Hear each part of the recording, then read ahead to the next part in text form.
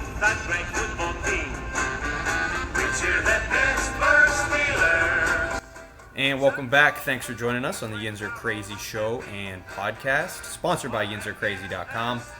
We're excited to bring in yet another former Pittsburgh Steeler, adding to our list of Steelers guests, and somebody who's significantly contributed to the business area in the greater Pittsburgh region. He's a Homewood native and a Slippery Rock graduate. Chuck Sanders joining us on the show. Chuck, how are you, man? Thanks for joining us. I'm doing great.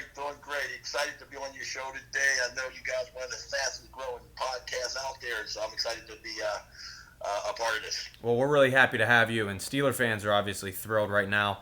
They're 1-0, and you obviously played for the team. We'll get into your football career a little bit, but I think this is a significant interview for us, man, with what's going on in the world today and in the wake of George Floyd and countless others who have been racially profiled. It's really been your life's mission to promote inclusivity in the workplace. Do you agree with that? Is that a fair statement, Chuck? Absolutely. I was blessed with a father who came out. He was an activist in the 50s, the 60s. He is the first largest minority-owned trucking company in Pittsburgh, Pennsylvania, Sanders Trucking. So I grew up in the household of nothing but, activism and inclusion and black business ownership. And that was my foundation. So to see what's happening now, unfortunately, it came about because of a terrible, disgusting situations. But to see the unity and need to focus now on, just the inequalities and systemic and financial discrimination against African Americans. It's great to see the movement. It's a really important cause, no question about it, Chuck. And you had a company, Urban Lending Solutions, that, listen, it's no secret. Some people may listen to this podcast and say, whether right or wrong, I heard about Chuck Sanders. He was in the news, right? And he got in some hot water, and there were some lawsuits that were ultimately dropped or settled. But you're very outspoken in that there was no wrongdoing, and once again, your desire was to create more opportunity for African Americans in the workplace. No, absolutely. Let me say this: if you, at one point, my company was the 9th largest African American company in America. We're doing about $200 million a year. You're going to get sued. Sure. In the banking industry, I'm sorry. I mean, every single day, Bank of America, SunTrust, you name the banks, there's going to be lawsuits. There's going to be, and that was during the first housing crisis. There was absolutely, and here's what's very important. They were civil lawsuits. And as you know, a civil lawsuit, I can say anything I want in the world against you. That's our justice system. But the justice system played out well.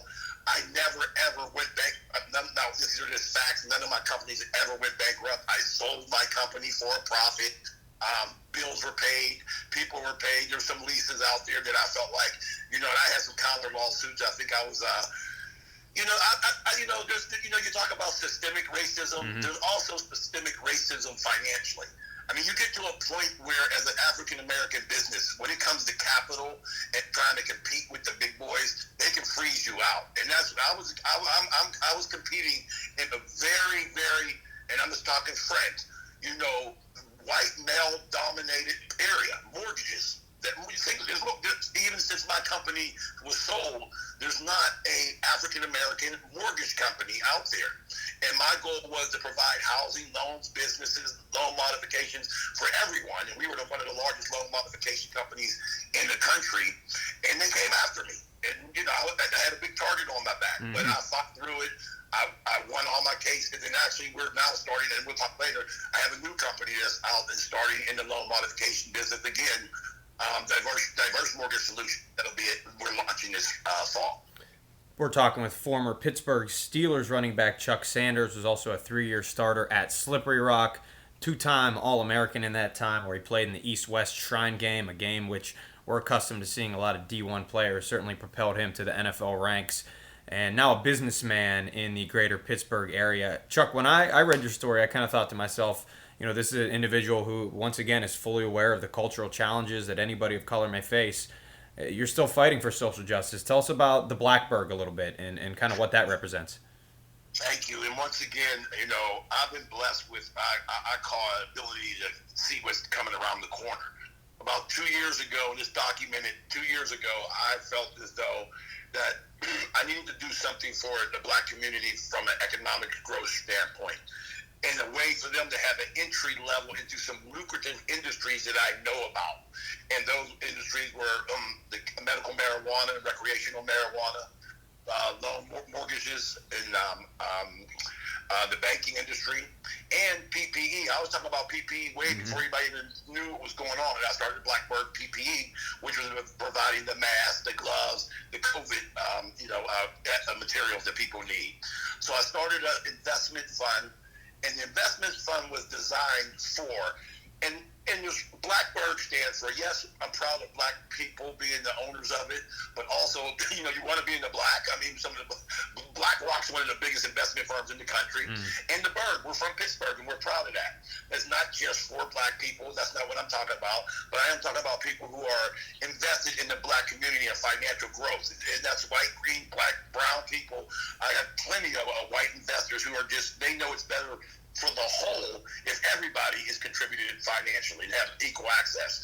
So it was a way for the everyday person, that fireman, that bottle girl, that police officer, the haircut person, people I see, to get into industries where there's a lot of boundaries. So I was able to collectively, this group fund, raise money, and then go out, and we've had a great success in, purchasing dispensaries, we do our cannabis cafe, our cannabis online, which is shisha and hemp for medical reasons and for recreational reasons. PPE has been huge for us. We're one of the largest providers of PPE products, masks, gloves around the country. And then in the entertainment spot, I redesigned my Savoy restaurant to a sports bar, a sports bar and a hookah lounge upstairs, and the sports bar downstairs, because I just felt like there's a lot more community and a lot more interaction involved around sports in Pittsburgh, of course, and with everything going on.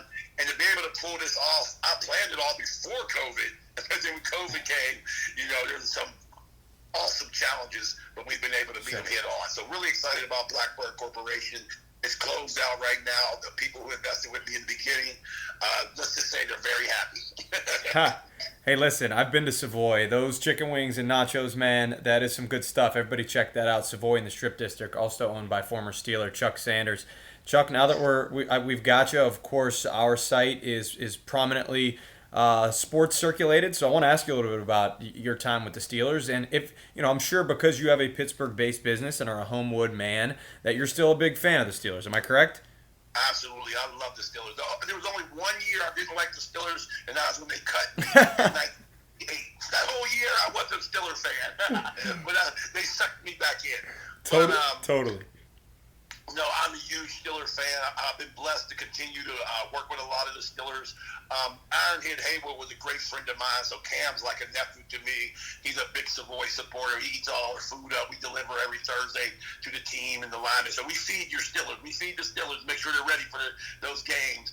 But I know a lot of the players. A lot of them come through the sports bar.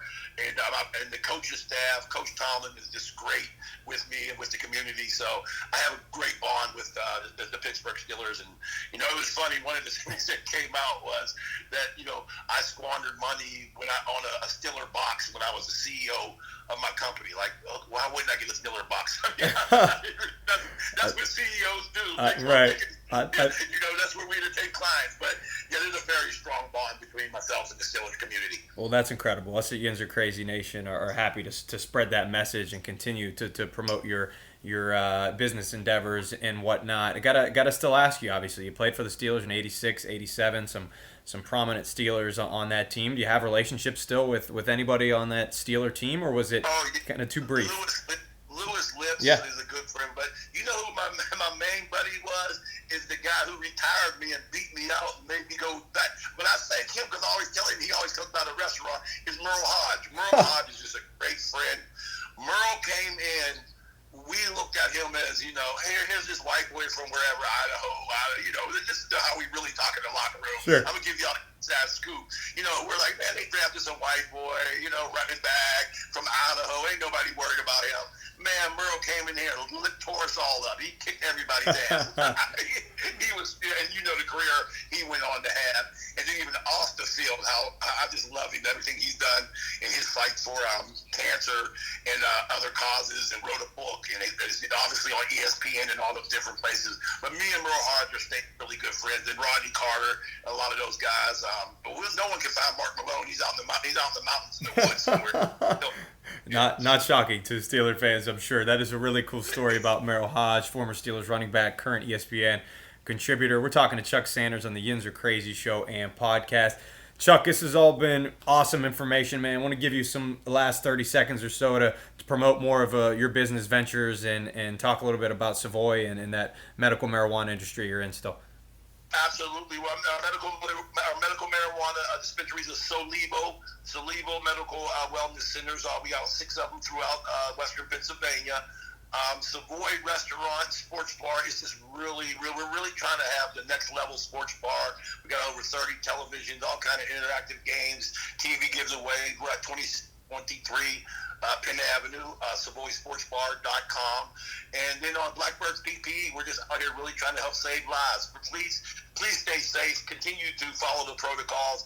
I've had the ability to talk directly with, I'm actually in Atlanta right now because I'm meeting with some CDC people and just talking about, the next stages in this coronavirus, trying to bring that information back to Pittsburgh and making sure on the PPE we're all provided, we're protecting our kids. So with that said, but the biggest thing is let's go to the Steeler Nation. I'm glad we're playing some football. Let's beat up on Denver this Sunday and keep it rolling. You got it, my man. Thanks for your time. Everybody check out Blackburg. Everybody check out Savoy. Chuck Sanders, some awesome insight. I know it's been a polarizing career for sure, but thanks for jumping on and giving everybody some awesome stuff in regard to the Steelers and your business experience. Can't thank you enough, man. All right, thank you, brother. See you, Go Chuck. Steelers.